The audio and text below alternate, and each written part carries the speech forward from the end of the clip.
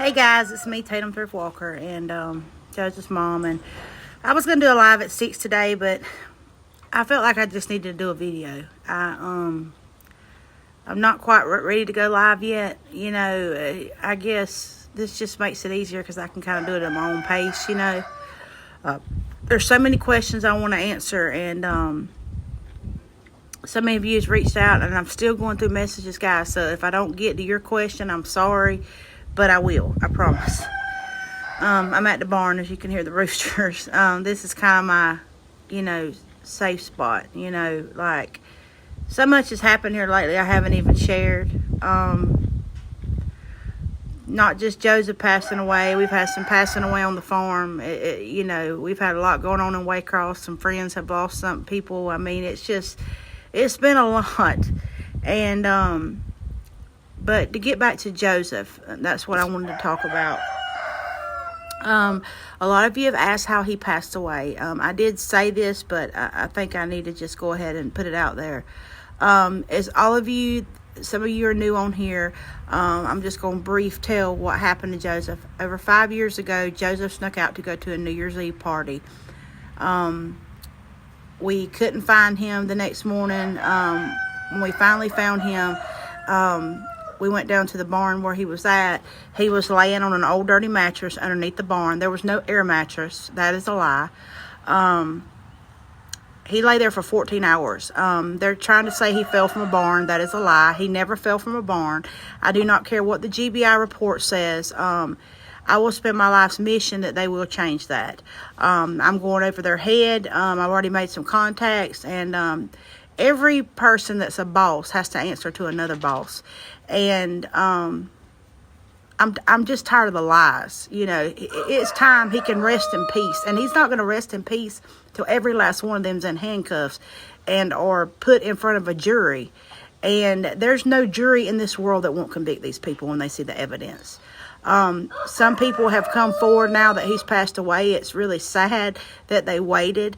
But I just thank God that they have finally come forward. But he was pistol whipped by a boy, and he was left for dead for 14 hours.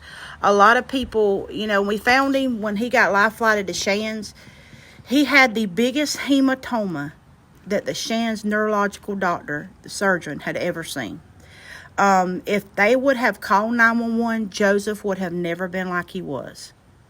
He would have probably went on to play football. He would have been fine. Now, I know that that's just something you could say, but that has been said by several doctors. A lot of you don't know this. Joseph was blind. Okay, that right there should tell you something. When you fall from a barn, a 2-story huge barn, or tall barn,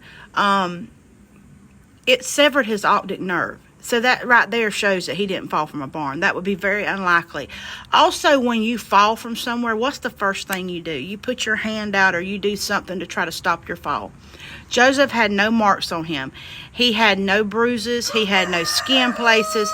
The only thing he did have was on his knuckles, like he'd been in a fight. And we were told that he was in a fight before he got hit. And, I have shared things where, basically they have admitted to it. The day that I buried my dad 2 years ago, or the viewing, they sent me a message, and I will share it again. Basically laughing, saying if he was so bad, how did he end up like he was? Well, if you're hit from the back, I fought my whole life. I never fought MMA professionally. My mom would never sign off on it, but I did practice, and, I boxed, and, and people know I've been in fights. I never started one. I just, as they say, finished it. But the thing about fighting is you keep your guard up if you're in the ring or if you're fighting. That's what he had to do with karate. And sometimes when you think somebody's your friend, you kind of let your guard down, So I don't care what nobody says, they would not have beat him. He was a national champion in karate, 2nd degree black belt. And when you're trained by Master Ronnie Cruz, you're trained to discipline. You don't fight unless you have to. But anyway, on that, he had no marks but there. The only mark he had was that place on his head. And for a long time, I did think it was a shovel. But the boy who hit him, he told 2 people, and the last person was, in jail, and they come forward. And when you're in jail, anybody knows you're going to sing like a canary to try to get out. And the GBI knew about it. They knew everything. They never went, and they never questioned them. Nothing. Okay. So he spent a month and a half in Shands. Shands bullied me the whole time I was there. I will probably get in this real depth with the interview I'm going to do. But I'm just going to try to go through it here. But let's just say I was bullied. My husband got him into Shepherd's in Atlanta, or in Buckhead. It's number 7 in the world. You can Google it.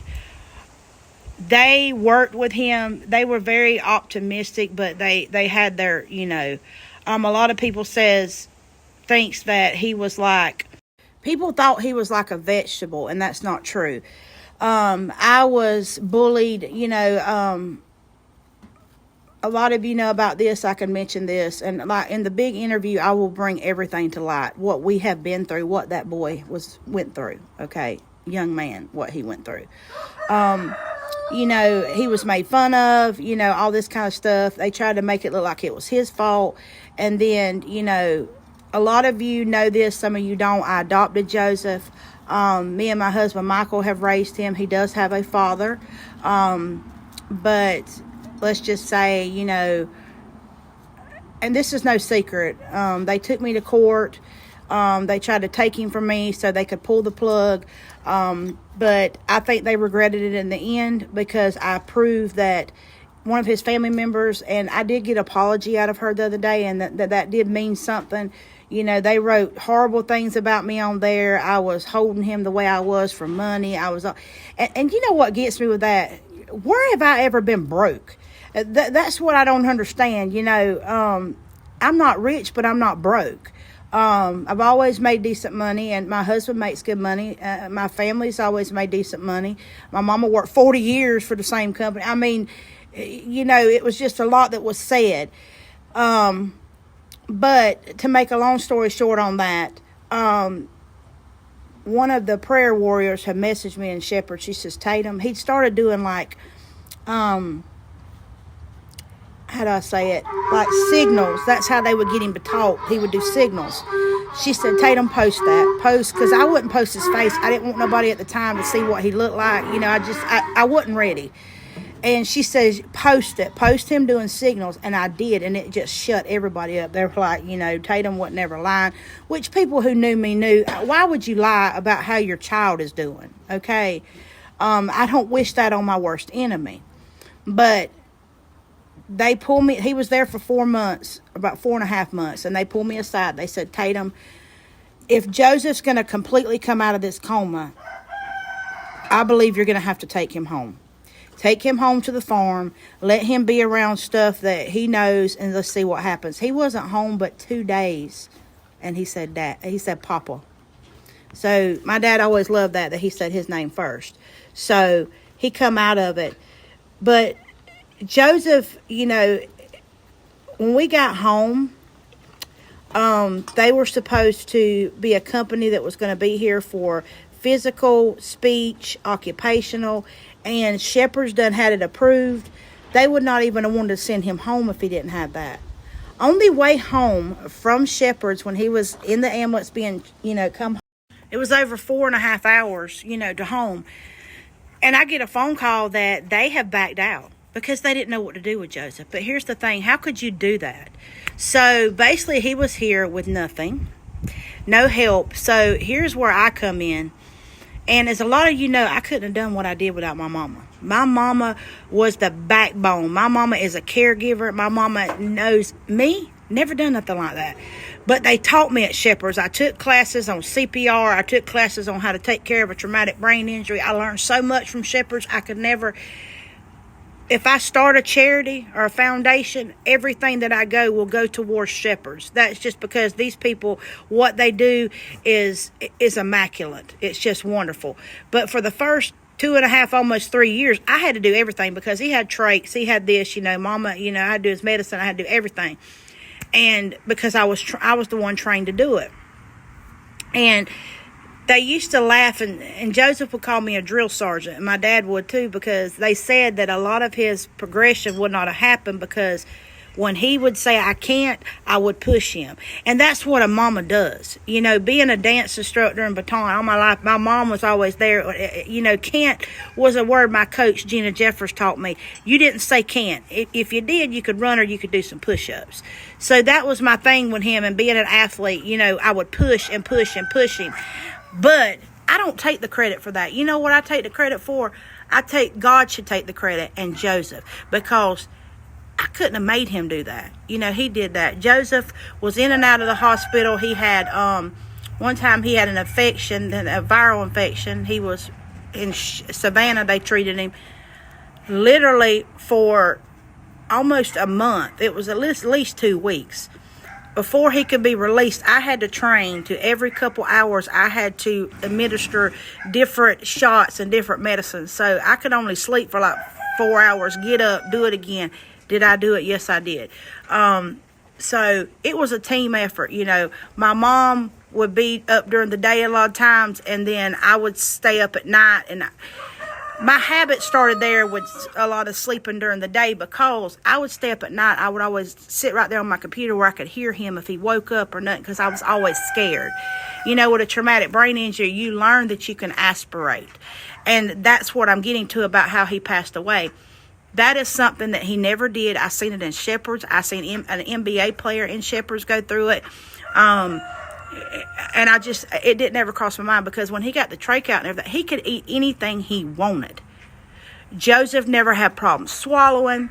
He never had anything. When he's been to Texas. He's been back to Atlanta. I'll get into all that because that will take a lot. But out of all the places he went, and I forgot right where I was at, guys, you know, it just felt like a lot of people wanted to give up on him, and except for Shepherds. And, you know, I got to say, the school worked with him here. They were teaching him Braille. They loved him. We had a company out of Savannah that came for a while, and they did the nursing care. They would come, you know, but they'd only stay for so many hours, and then you did everything, but that would give us time to do a little bit we needed to do around here. But after a couple of years, I had to go back to work. You know, yes, my husband could support us, but my thing was, I needed something that, what if something happened to me? How would Joseph be taken care of? And, you know, if it weren't for my mom, I wouldn't have been able to do that. But what I'm getting to about how he passed, because this right here will be in the interview, and I'll get to everything. You know, it will also be in the book on Joseph, everything that happened and what all we went through, you know, by chapters. And now that I've been, you know, grieved, I've really put my work into it, and I want to tell his story, and I want to show what kind of young man he was. And God was everything to him and family. But the night that it happened, my mom had went on a trip to Pigeon Forge, and Mama did not like to go nowhere because she didn't want to leave me here by myself. And I'm like, Mama, that's my child. You got to remember, I taught you how to take care of him. But, you know, my mom, I'm an only child. And when I adopted Joseph, they told me, you know, we're going to help you take care of him. Because I found out at 17 I could never have kids. But I never regret one day of that adoption. And I never regret, you know, God had plans for me and Joseph. So, long story short, it was Tuesday. Well, my cousin Angel had come over, and she's almost a nurse. She's going to school, and she come over for me to go uptown to get his sleeping medication. And y'all know he had traumatic storming attacks, which I say seizures because that's what y'all would know him as, and it's a type of it. And he'd had one. I was pulling up in the yard, and I wasn't gone 30 minutes, and she called me and she said, Tatum, he's, you know, had a seizure. And I said, okay, I'm right here. I'm coming inside. He was fine. You know, you asking questions. Yup. You say, how you feeling, son? Pretty darn good. Pretty darn good. Y'all know that was his favorite saying, was pretty darn good. And he was fine. And then I fed up, come back, and then Angel left. And that night, she brought him some stuff. So he wasn't real hungry. I wasn't either. But I said, I'll fix us a sandwich and some chips. So I made us a ham sandwich, cut his in half. Didn't have to, but I did stuff like that. Heck, I done it when he was younger. I even cut mine in half. Give him a couple chips. Went in there. He started eating. I said, do not feed it to Dee Dee. And he was already in the bed because, when he has seizures, he gets tired. So we put him in the bed. Well, he wanted to lay flat. I said, son, you ain't laying flat. He always did that. So because he got mad because I put him way up in the bed. But, you have to do that to be able to swallow right. So, of course, some people was asked that, was he laying flat? No, and he didn't lay. I mean, they seen that when the EMTs got here. So he ate. Everything was fine. I went back. He called me to come back in there and get his plate. I come back in there and get his plate, and went in there and was fixing his drink. And I said, I'll be back in here in just a minute. And I said, well, about 10 minutes. He said, yeah. So I used the bathroom and all. I can't remember what all I did. It wasn't but like 10 minutes. Went back in there, and when I did, I said, oh my God, he's having another seizure. He was laid over like this in the bed. But when I got to him, I could tell there was more to it than that. Like, it was like he was drowning. He was choking. And he was aspirating.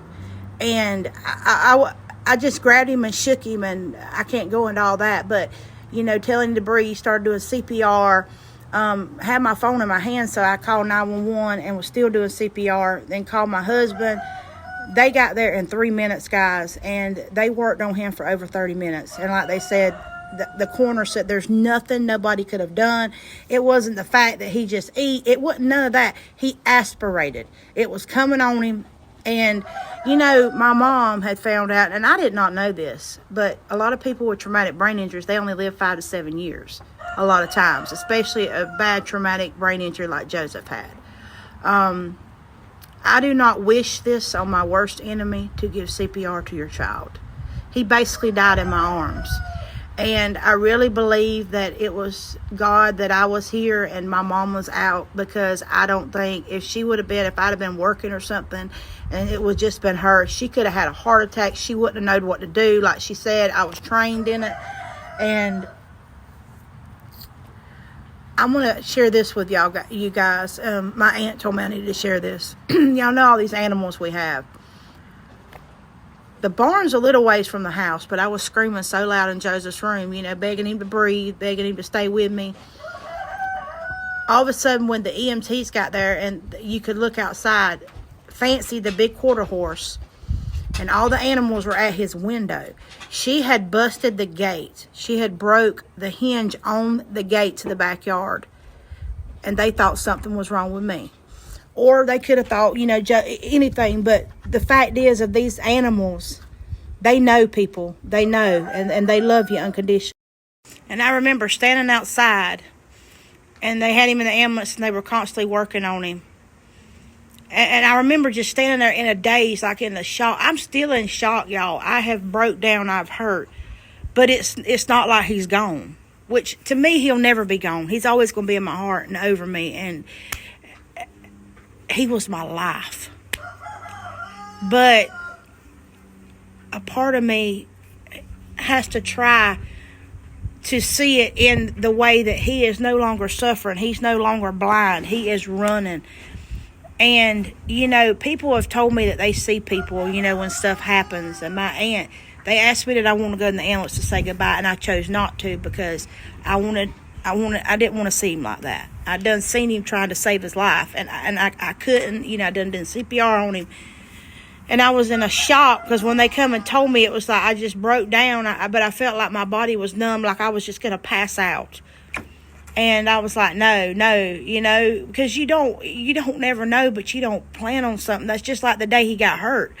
It was I was numb. I was in shock because I was like, this could not happen to us, but guys, it can.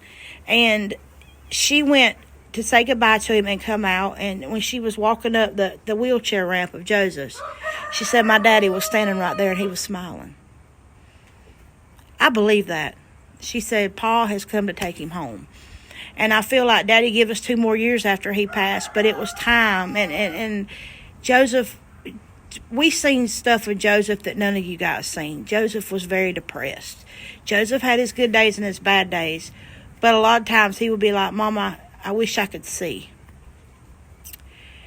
And that hurt me more than anything in this world, because if you're born blind, you can kind of adjust. You've never seen things.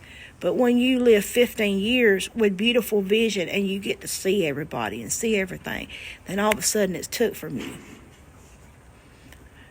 And another thing he was depressed about was speaking up at the trial and telling the GBI what happened to him for the first time. And they did nothing. But I can promise you guys, they are going to regret their decision, and they're going to regret closing the case, because I don't have to watch myself anymore.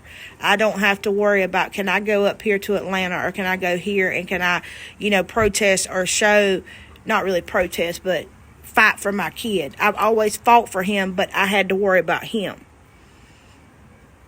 and his memory. And I know a lot of you are mad about the Waycross Journal-Herald. I'm mad too, because there was ways to put that in there. And I promise you, you're probably not as mad as me and my family are. I mean, our whole family is ticked. Like I said, there was ways to put it in there, but putting that he was drunk when he went down there and that he fell from the barn. The thing about Anthony Austin, and if y'all are not following him, please do. This man is awesome. And this is why I have let him do my interviews, and because he does tell what the GBI says and what the report says, but he also tells my side. And that's what really brings it home. But he did aspirate, and he's gone, but he will never be forgotten. And I have a lot of other things I'm going to share, but for right now, that's basically all I have the strength to share. But I want y'all to know, everybody who's reached out, it means the world to us. We love you. Joseph there will be memories always posted, and his memory will be alive. And the funeral will be posted, so I know so many of you have asked for that, so it will be posted. I love you guys, and I will try to get on live soon. Bye, guys. But again, guys, I know a lot of questions have not been answered, and I'm going to just give me time to gather my thoughts so I can answer everything. And I'm going to try to do, one big interview and get everything done. So, but like I said, I love you guys, and I love that y'all love my son and our family, and it means more to me than you'll ever know. So, God bless, guys.